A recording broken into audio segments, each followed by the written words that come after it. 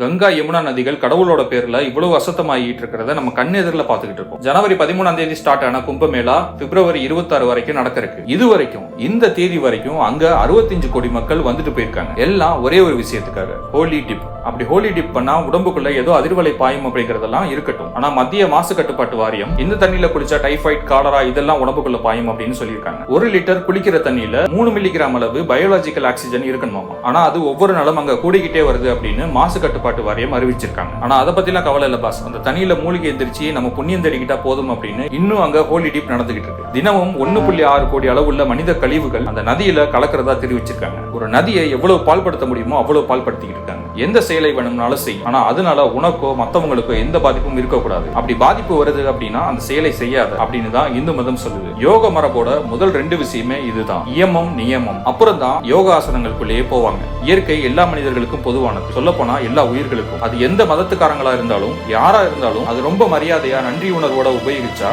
உங்களுக்கும் நல்லது, மத்தவங்களுக்கு நல்லது. தேங்க்யூ.